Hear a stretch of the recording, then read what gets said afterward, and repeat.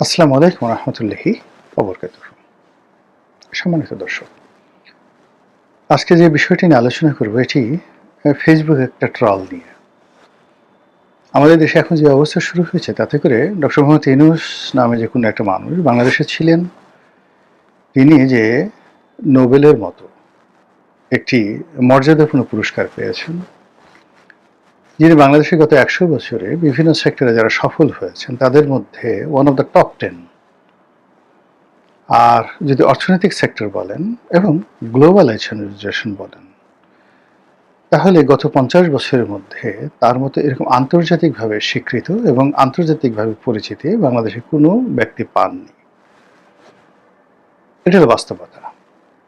ব্যক্তিগত জীবন অত্যন্ত স্মার্ট, দেখতে যথেষ্ট সুন্দর, অ্যাভারেজ বাঙালির মতো চেহারা হলেও তার দ্যুতি ব্যাপ্তি, মানে এখন তার বয়স ৮৮ বছর। এই সময়টিতে তিনি যে তারুণ্য ধরে রেখেছেন, তার কথার যে ধারাবাহিকতা, এবং তিনি এখনও যেভাবে ছুটোছুটি করতে পারেন বা করছেন, এটি আমরা তার চেয়ে প্রায় ২৫ বছর, আরও বেশি ২৮ বছরের ছোট হওয়া সত্ত্বেও এই প্রাণশক্তি আমাদের মধ্যে নেই। তো সেই মানুষটি মাত্র ১৮ মাস রাজনীতির সংস্পর্শে এসে এতটা অপমানিত, এতটা অবদমিত, এতটা নিগ্রহ এবং যাকে বলা হয় এতটা পচে গলে গান্ধা হয়ে গেছেন, যার কারণে আমাদের এই সমাজে তাকে টিটকারি করা, তাকে একটা খোঁচা দেওয়া, তাকে আক্রমণ করা, তাকে গালাগালি করে একটু মনের ঝাল মেটানো, এটা বাংলাদেশের মানুষের সাধারণ একটা ফেনোমেনা হয়ে গেছে।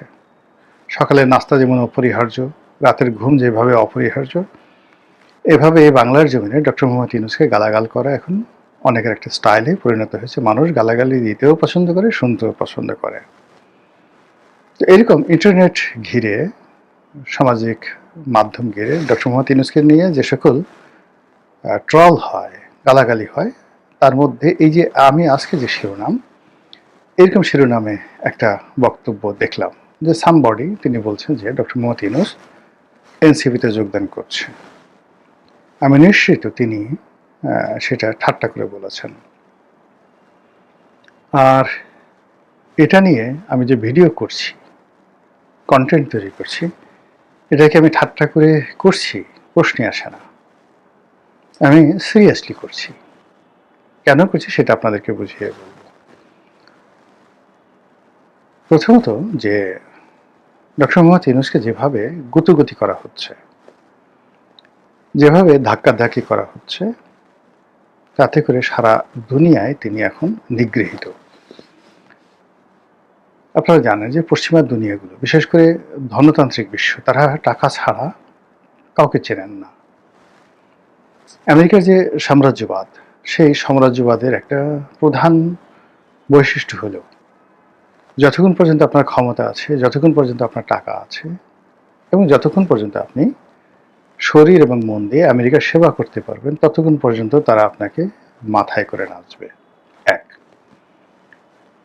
২ নম্বর হলো যে যতক্ষণ পর্যন্ত তারা আপনাকে ব্যবহার করতে পারবে, ততক্ষণ পর্যন্ত তারা আপনাকে টাকা দেবে, পয়সা দেবে, কিন্তু কোনো অবস্থাতেই আপনাকে মাথায় তুলে নাচবে না। আর আপনার কোনো রকম আবদার আপনার তারা রাখবে না। তারা যাদেরকে রিক্রুট করে বাংলাদেশে বা অন্য যে কোনো দেশে, তাদেরকে তারা মনে করে কৃতদাস। কৃতদাসের কাজই হলো মালিকের যাকে বলা হয় দাবিদারি করা। কৃতদাসের কাজই হলো মানুষের মালিকের আনুগত্য করা, মালিকের হুকুম তামিল করা। কিন্তু কৃতদাস মালিকের কাছে কিছু চাইবে, এটা মহাকালের ইতিহাসে কোনো মালিক এটা কখনো গ্রাহ্য করেনি, সহ্য করেনি। একইভাবে আমেরিকা বাংলাদেশে তাদের যত এজেন্ট, সেটা এফবিআই এজেন্ট হোক, সিআইএ এজেন্ট হোক, পেন্টাগনের এজেন্ট হোক, তাদের স্টেট ডিপার্টমেন্টের এজেন্ট হোক, কিংবা কোনো লবিস্ট ফার্মের এজেন্ট হোক, এনি অফ দ্য এজেন্ট, তাদের প্রয়োজনে তারা এজেন্টকে ঘোরায়। কিন্তু এজেন্ট যদি কখনো তাদের কাছে কোনো কিছু চায়, মুহূর্তের মধ্যে তারা সেই এজেন্টটাকে মাইনাসের খাতায় ফেলে দেয়। যেহেতু রাজনীতির সঙ্গে সংবাদপত্রের সঙ্গে দীর্ঘদিন ধরে আছি, এই বাংলাদেশে কারা ভারতের এজেন্ট, কারা রয়ের এজেন্ট, সিআইএর এজেন্ট, কাউকে কাউকে দেখার সুযোগ হয়েছে সে ৮০-র দশক থেকে। সাম্প্রতিক সময় যেমন একজন লোক, শেখ হাসিনার জামানাতেই একজন লোক হঠাৎ করে তিনি নিজেকে আমেরিকার এজেন্ট, আমেরিকার দালাল, সিআইএর এজেন্ট এগুলো প্রকাশ্যে বলার তিনি যাকে বলা হয় মনে করতেন যে এটা বললে বোধহয় তার সম্মান বাড়বে। বউ বাচ্চা নিয়ে আমেরিকান ক্লাবে গিয়ে আড্ডা মারা, রাষ্ট্রদূতদের সাথে ছবি তোলা আর সেই কথা বিভিন্ন জায়গায় প্রচার করা, এটা তার একটা রোগে পরিণত হলো। আমি যেহেতু ঘনিষ্ঠ ছিলেন, আমি তাকে বুঝেই বললাম যে ভাই, এটার পরিণাম ভালো হবে না, ওরা আপনাকে ব্যবহার করছে এবং তারা আপনাকে জাস্ট লাইক চাকর হিসেবে মনে করছে। আপনি যদি পারেন তাহলে যে কোনো একটা সুপারিশ করে দেখেন তো সেই কাজটা সে পারে কিনা। তো তিনি বেশ কনফিডেন্ট নিয়ে বললেন যে আপনি বলেন কি করতে হবে, ওরা আমার সব কথা শুনবে, এই ডোনাল্ড লো, অমুক লোক ইত্যাদি ইত্যাদি আমার সঙ্গে চলে। তো আমি তাকে ছোট্ট একটা জিনিস বললাম যে দেখেন তো এটা পারেন কিনা।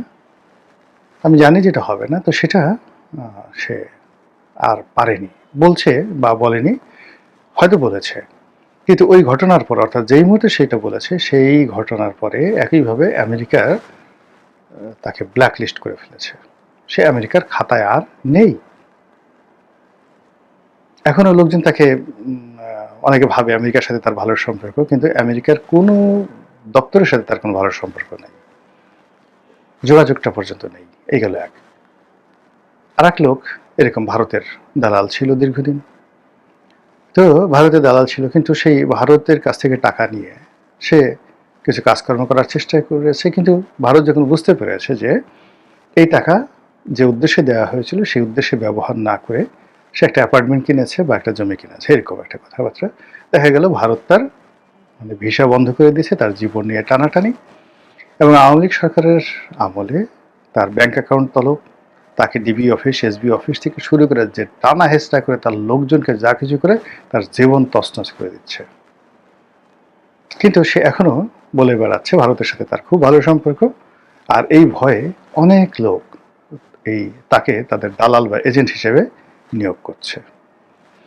তো এই হলো আমাদের দেশের যে বিভিন্ন গোয়েন্দা সংস্থা, তারপরে বিভিন্ন যে লোকজন, তাদের কর্মকাণ্ড।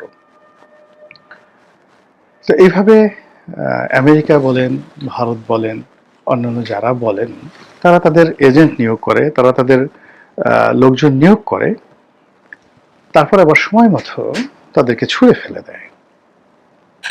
তো সেক্ষেত্রে আমেরিকার যারা এই রেজিম চেঞ্জের এজেন্ট ছিলেন শেখ হাসিনার জামানাতে, আমেরিকা তাদেরকে ফেলে দিয়েছে। কোনো অবস্থাতেই আমেরিকা কাউকে ওন করে না, যেটা চীন করে, যেটা রাশিয়া করে।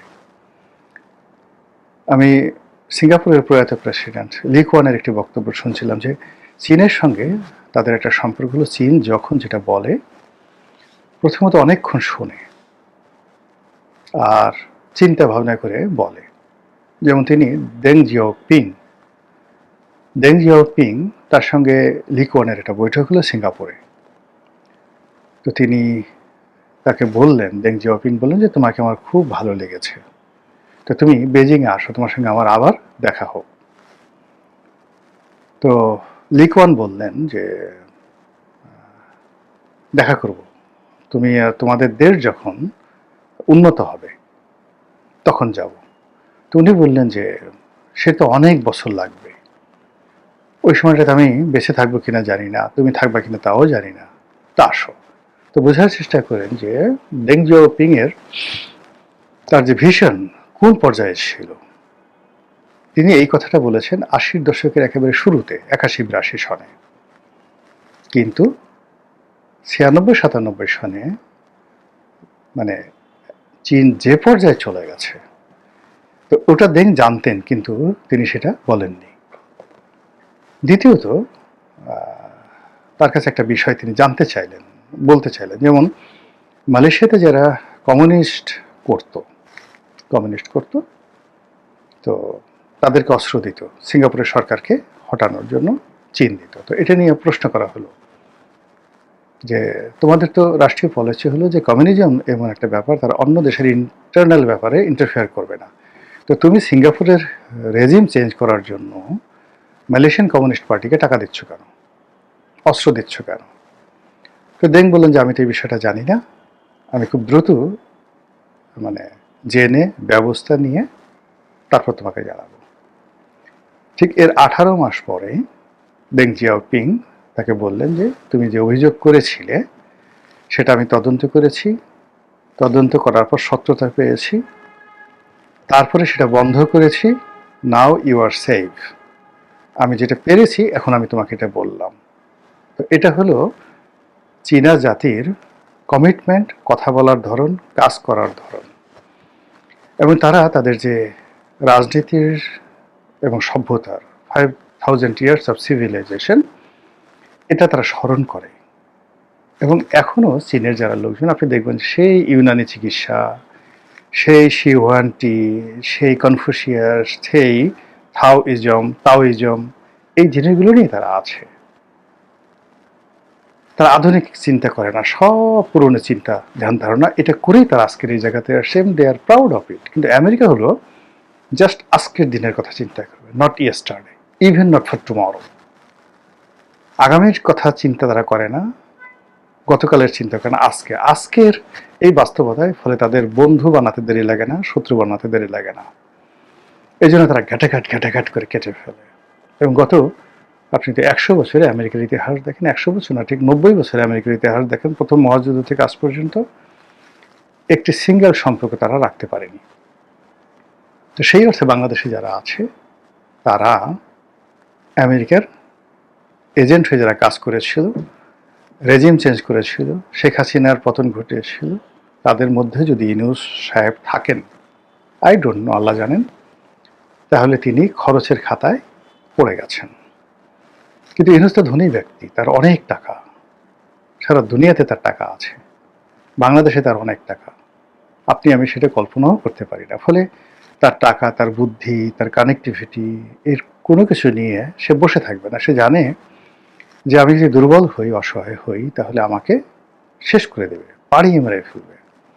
এবং যেহেতু তার ইউরোপে যাওয়ার কোনো সুযোগ নেই, আমেরিকাতে ফিরে যাওয়ার সুযোগ নেই, সে দ্বিতীয়বার তাবেদার হচ্ছে না, এর কারণ হলো আমেরিকা তাকে সেই সুযোগ দেবে না।